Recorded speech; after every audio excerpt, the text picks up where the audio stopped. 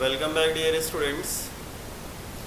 आज हम डिस्कस करने वाले हैं उन कोर्सेज़ के बारे में जो कि आप 10th स्टैंडर्ड के बेस पे कर सकते हो। That means after 10th standard आप कौन से कोर्सेज़ के लिए जाते हो। आइदर आप मे बी साइंस, कॉमर्स और आर्ट्स ले लेते हो, ओके, और अपना 11th 12th इसके अंदर कंप्लीट करते हो और 12th के बाद आप कुछ कोर्सेज़ के लिए जाते हो। इसमें हम लोग देखेंगे कि बेस्ड ऑन 10th मतलब आपके 10th स्टैंडर्ड के बेसिस पे आप कौन से कोर्सेज कर सकते हो जिनके बेसिस पे आपको जॉब मिलेगा। ओके, सो आइए स्टार्ट करते हैं। ठीक है, यहाँ पे कुछ कोर्सेज है। We have some courses which you can do after 10th standard. आप 10th स्टैंडर्ड के बाद ये कोर्सेज कर सकते। तो यहाँ पे आपको PDF में दिख रहा होगा कि लिस्ट डाउन कर लिया हमने सारे के सारे कोर्सेज, जो कि आपको सिंपल हो जाएगा काफ़ी समझने के लिए। तो पहले चलते हैं इंटरमीडिएट। ये जो इंटरमीडिएट कोर्सेस ये 2 इयर्स के हैं, इनको कंप्लीट करने में आपको 2 साल लगता है। इसमें एक तो साइंस बेस है, कॉमर्स बेस है एंड आर्ट्स बेस। तो देखिए जो साइंस है इसमें से ये 3 कोर्सेस आपको दिख रहे हैं, MPC, BIPC and library science. ये कोर्सेज कंप्लीट करके आप डायरेक्टली जॉब के लिए अप्लाई कर सकते हो। वैसे सेम वे कॉमर्स के अंदर CEC होता है एंड आर्ट्स के अंदर MEC एंड HEC। अब इन कोर्सेज के बारे में हम लोग डिटेल वीडियो फ्यूचर में बनाने वाले हैं। सो मैं सिर्फ आपको यहाँ पे एक्चुअली एक ओवरव्यू दे रहा हूँ कि आफ्टर 10th स्टैंडर्ड कितने कोर्सेज अवेलेबल है, अपार्ट फ्रॉम ये जो आप directly 11th 12th science, commerce and arts में जम करते हो।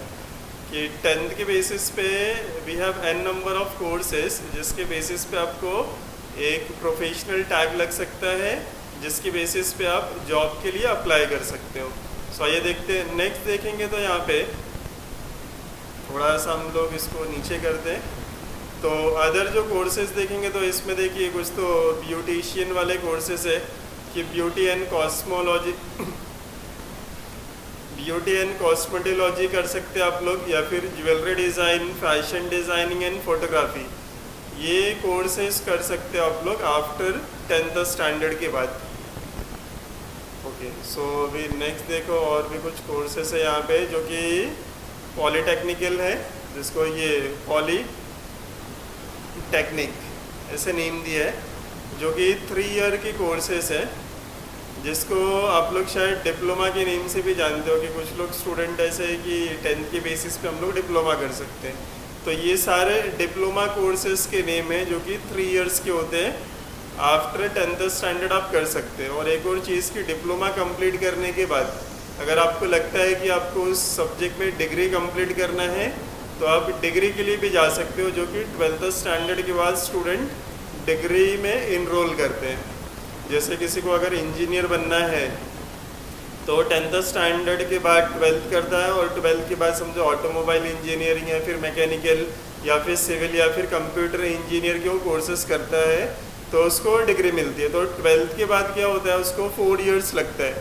आफ्टर 12th कितने ईयर्स लगते हैं डिग्री कंप्लीट करने के लिए? 4 इयर्स लग जाते हैं। ओके, अब देखिए होता क्या है कि एक और वे है डिग्री कंप्लीट करने का कि ये जो पॉलीटेक्निक के जो कोर्सेज दिख रहे हैं आपको, इसमें 3 इयर्स आपको लगेंगे।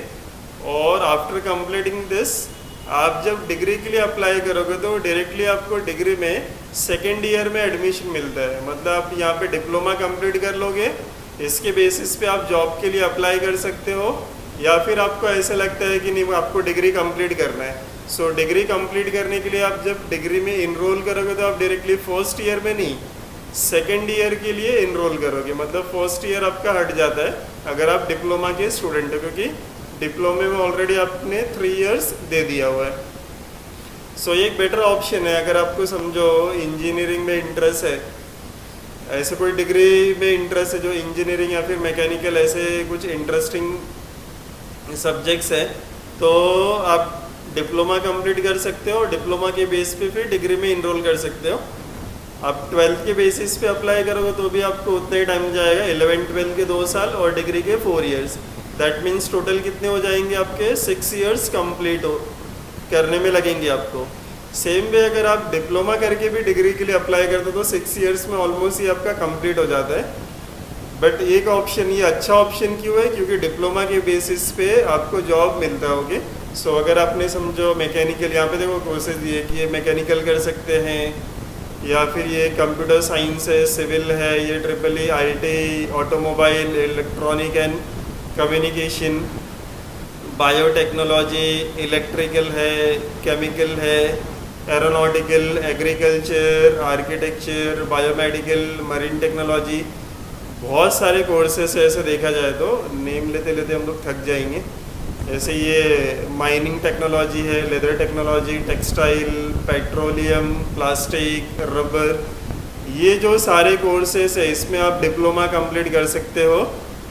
ओके, और इसके साथ में देखो ये जो आपको दिख रहा है ना, ये ट्रिपल IT, ये भी हो सकता है आपका इन कोर्सेज के अंदर। इधर आप डिप्लोमा कर लो या ट्रिपल IT कर लो। ओके, देखो नेक्स्ट ऑप्शन है आपके पास ITI आएगा। ये ITI नेम काफ़ी पॉपुलर है एक्चुअली।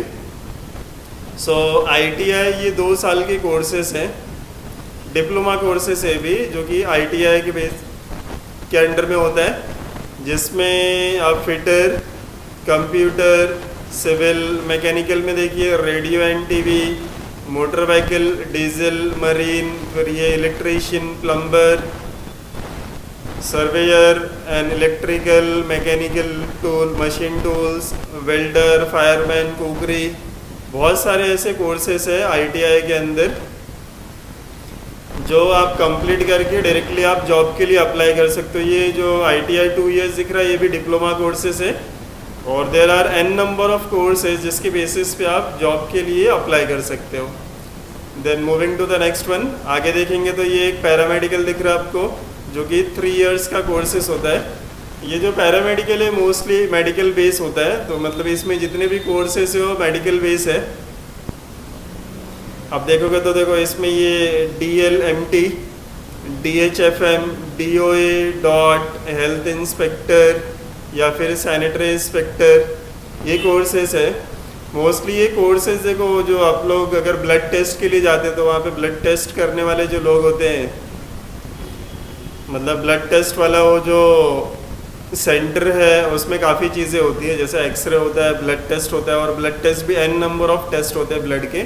ये जो सारे जो टेस्ट होते हैं वो इन पैरामेडिकल के जो स्टूडेंट होते हैं वही करते हैं। इधर और DMLT, ये सब जो कोर्सेस है वो किए होते हैं। और हेल्थ इंस्पेक्टर और सैनिटरी इंस्पेक्टर, ये मोस्टली जो आप नोटिस करोगे तो जितने रेस्टोरेंट चल रहे हैं, रेस्टोरेंट को हेल्थ का एक लाइसेंस रिक्वायर्ड होता है। तो गवर्नमेंट डिपार्टमेंट में ऐसे जॉब्स है जो लाइसेंस प्रोवाइड करने के लिए इंस्पेक्शन करते हैं। तो ये इंस्पेक्शन जो होता है वो कौन करता है, हेल्थ जो इंस्पेक्टर होते हो या फिर सैनिटरी इंस्पेक्टर, ये वो रेस्टोरेंट का इंस्पेक्शन करते हैं और उनको वो सर्टिफिकेट प्रोवाइड करते हैं। ये टाइम टू टाइम होता है, तो ये गवर्नमेंट जॉब्स के अंदर भी आते हैं। तो ये करने के बाद आप डायरेक्टली गवर्नमेंट जॉब के लिए भी अप्लाई कर सकते हो। सेम भी देखो ये सारे जो कोर्सेस है ना, इसके पहले भी हमने जो डिस्कस किए, इसके बेसिस पे भी आप गवर्नमेंट जॉब के लिए अप्लाई कर सकते हो। गवर्नमेंट जॉब सब में ही अवेलेबल है। उसके बारे में हम लोग जब डिटेल वीडियो बनाएंगे ईच एंड एवरी कोर्सेज के बारे में तो देखेंगे। Okay, now moving to the next one. ये जो शॉर्ट टर्म कोर्सेज हैं जो कि आइदर 6 मंथ या 1 ईयर में आप कंप्लीट कर सकते हो। 6 मंथ में भी हो सकता है और 1 ईयर के लिए भी आप जा सकते हो। जैसे DTP सुना भी रहेगा आपने, मोस्टली डिज़ाइनिंग वगैरह जो होता है वो DTP वाले करते हैं। फिर ये PGDCA, टैली हो गया, internet, graphics, animation, web designing, cyber security, ये जो कोर्सेस है 6 मंथ और 1 ईयर में कंप्लीट हो जाते हैं। ये देखेंगे तो 10th के बेस पे there are n number of courses जो कि आपको नहीं मालूम है। मोस्टली ये बच्चों को नहीं पता होता है, पेरेंट्स को भी नहीं मालूम होता है। डायरेक्टली पेरेंट्स सोचते हैं और बच्चे सोचते हैं कि 10th के बाद हमको क्या करना है, आइदर साइंस, कॉमर्स और आर्ट्स में एडमिशन लेना है 11th स्टैंडर्ड के लिए। सो ऐसा बिल्कुल भी नहीं है। अगर आपको ऐसा जॉब के लिए अगर कोई शॉर्टकट अपनाना है तो आप इसमें से कोई कोर्सेस ले सकते हो और डायरेक्टली उस कोर्सेज के बेस पे आप जॉब के लिए अप्लाई कर सकते हो। इसमें प्राइवेट सेक्टर में भी आपको जॉब असाइन होता है और गवर्नमेंट सेक्टर में भी जॉब अवेलेबल है। सो दस मच फॉर दिस वीडियो। मिलते हैं नेक्स्ट वीडियो में। Till then Be happy and stay safe and keep learning. Thanks for watching.